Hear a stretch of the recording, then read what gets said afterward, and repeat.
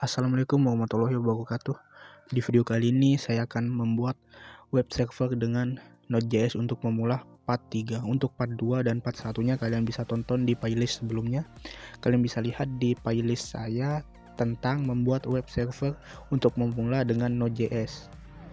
Di video kali ini saya akan berusaha menjelaskan dengan detail step by step dalam pembuatan server dengan Node.js untuk pemula.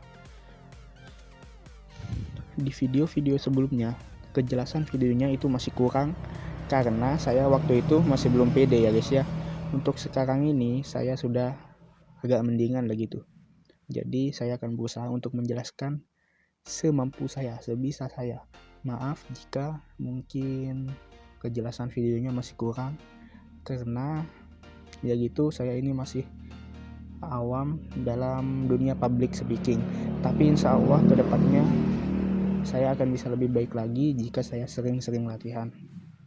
Oke, tanpa banyak basa-basi, mari kita mulai videonya ya guys ya. Oke, untuk step yang pertama, kalian itu membuat berkas baru. Kalian bisa kasih nama bebas, terserah kalian, tapi saya saranin kalian pakai server.js. Ya jelas ya guys ya, karena ini kan membuatnya dengan Node.js. Node.js sendiri itu kan runtime-nya JavaScript, jadi jelas pakai .js.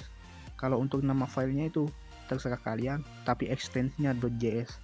Kita klik baik, oke kita buat. Nah ini codingan yang kemarin guys. Ini codingan yang kemarin di part 1 dan part 2. Kalian bisa cek di sana. Oke, saya akan jelaskan beberapa baris kode di sini ya guys ya. Untuk baris kode nomor 1 itu mengambil kayak modul atau library yang ada di Node.js dan JavaScript. Oke. Jadi itu mengambil require HTTP. Oh ya, maaf. Mungkin ada sebagian dari kalian yang belum mengerti apa itu require, apa itu modularisasi. Jadi mohon maaf ya guys ya. Kalian bisa subscribe channel ini karena kedepannya saya akan membahas itu. Saya akan membahas belajar Node.js dari awal sampai bisa lah gitu lah guys ya, bukan mahir. Kalau soal mahirnya itu tergantung dari kalian. Oke, kita lanjut ke baris kode yang kedua sampai yang ke 22. Oke guys ya, ini di sini 22. Di sini kita membuat variabel request listener yang di sini itu menerima request dan mengembalikan respon. Jadi ketika kita itu merequest sesuatu kepada server, nantinya akan direspon oleh function ini. Oke, untuk kode baris ketiga, respond.setHeader. Ini memberitahu bahwa content type text atau HTML. Jadi ini memberitahu bahwa kontennya itu bertipe teks atau HTML. Oke, untuk baris kelima, respond.statuscode. Ini maksudnya memberitahu bahwa responnya itu berhasil, gagal, dan lain-lain. Untuk kode 200 itu berarti oke. Masih banyak lagi kode-kodenya seperti 201, 202, 203. Untuk lebih lengkapnya kalian bisa cari aja di Google jenis-jenis respond.statuscode. Kalian cari saja di Google, pasti ketemu dah. Oke. Untuk yang baris ke-6, cons, kita itu membuat variabel method. Kita itu di sini membuat variabel method yang mengambil dari request. Kalian bisa lihat nih, sini kan ada argumen request. Nanti di sini ketika kalian memasukkan request, nanti itu masuk ke sini. Jadi metode ini sama dengan request. Untuk di baris ke-7 ini adalah pencabangan sampai baris ke 21. Oke. If method sama dengan get. Jadi ketika metode itu request ya guys ya. Ketika method sama dengan get.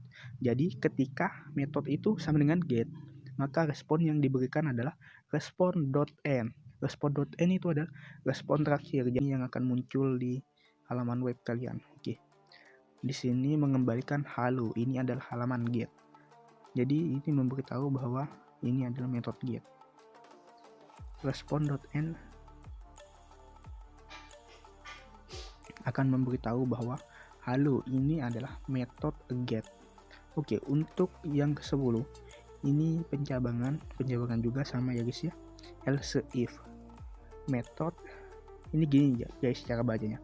Jika metode sama dengan post, maka respon yang akan diberikan adalah halo ini adalah metode post. Untuk yang status kode 13 juga sama gitu. Jika metode sama dengan put, respon.end sama dengan halo ini adalah metode put. Jika untuk baris ke-16, jika metode sama dengan delete, maka respon yang diberikan adalah respon.end halo ini adalah metode delete. Else ini adalah jika sebuah metode tidak ditemukan, atau metode lain atau metode yang intinya di luar metode ini, di luar metode utama itu. Respon.status code 404 ini artinya 404 itu memiliki arti not found atau tidak ditemukan atau tidak ada gitu lah guys ya, dan mengembalikan respon.end halo ini metode ini tidak ditemukan. Oke, kita bahas ke yang baris ke-24. Di baris ke-24 ini kita membuat variabel baru bernama server yang berisi http.createServer buka kurung tutup kurung request listener. Jadi ini penjelasannya begini guys. Di baris 24 kita itu membuat variabel server yang berisi http.createServer. http.createServer itu sendiri adalah metode untuk membuat server guys, sesuai dengan namanya.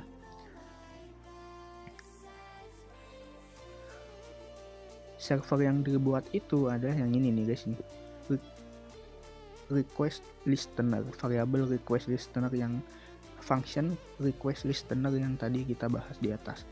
Oke, const port sama dengan 500 dan const host sama dengan localhost. Jadi hostnya itu adalah localhost di HP kita doang guys, lokal.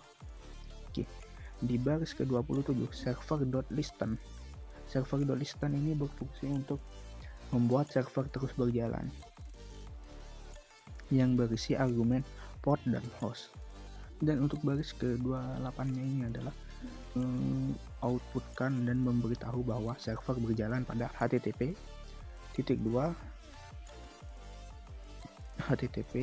host dan port. Nanti nilai hostnya ini akan masuk ke sini. Nilai dari variabel port yang di baris ke-25 akan masuk ke sini, ke $, kurung tutup kurung host ini gitu guys, ini akan masuk ke sini. Oke, maaf ya guys ya, penjelasannya kurang mudah dipahami, maaf. Oke, langsung saja kita lanjut ke videonya ya guys ya. Tapi lanjutan ini saya akan matikan rekaman suaranya karena saya ini akan fokus coding, dan jika saya sambil menjelaskan maka akan lama prosesnya. Jadi penjelasannya di belakang video ya guys ya, di akhir video. Mari kita ngoding.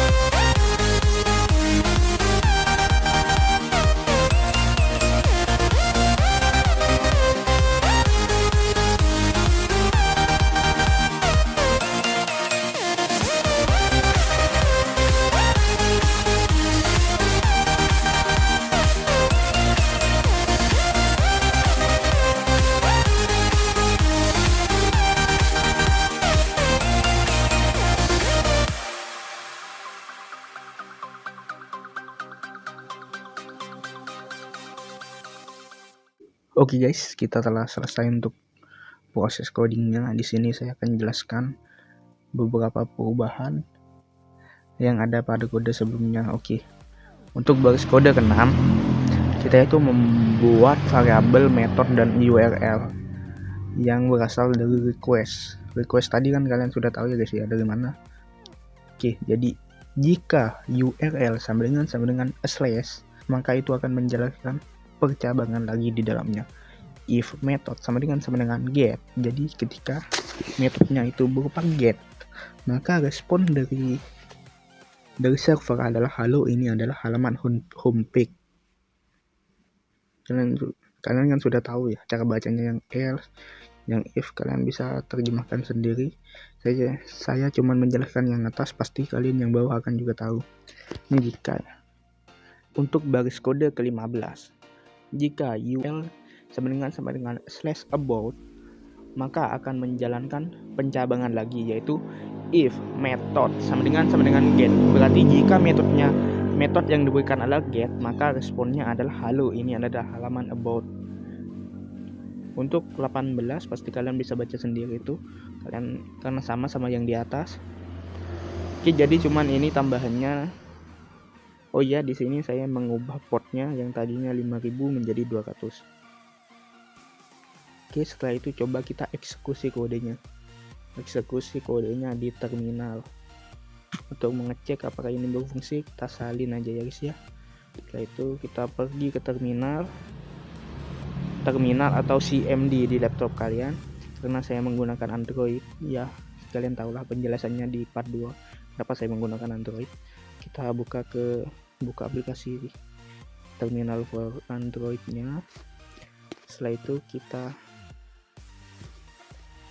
buat file baru ya guys ya.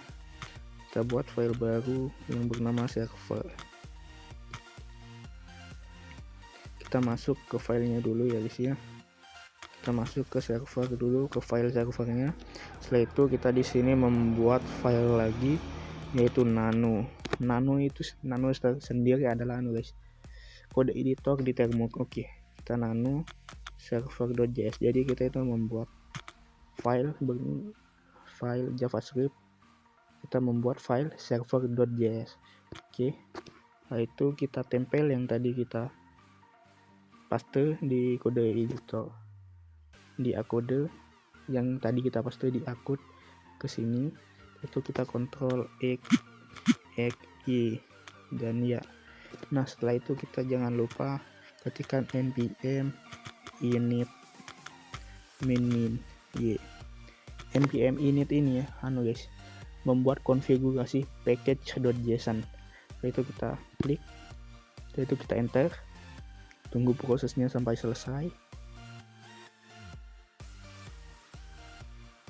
Nah, setelah itu kita npm install, maaf guys, npm run start, kita npm run start.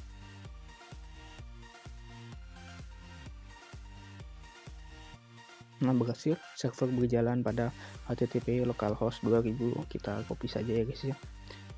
Oke, setelah itu kita langsung saja eksekusi di browser kita pergi ke Chrome, kita eksekusi di sini ya guys ya.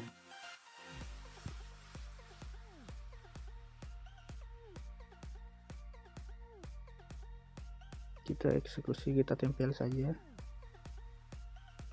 maaf, kita tempel dan kita jalankan. Nah, halo, ini adalah halaman homepage. Jika kita tempel terus kita tambahkan URL-nya about, maka ini akan mengarahkan kita ke halaman about. Nah, kalian bisa baca sendiri, halo, ini adalah halaman about. Oke, sekian dari saya ya guys ya. Jangan lupa subscribe, like, comment, and share video ini. Dan jangan lupa support saya agar saya lebih semangat lagi membuat konten-konten terbaru. Mohon maaf sebesar-besarnya jika penjelasan saya ini masih kurang ya guys ya. Oke, sekian dari saya. Wassalamualaikum warahmatullahi wabarakatuh.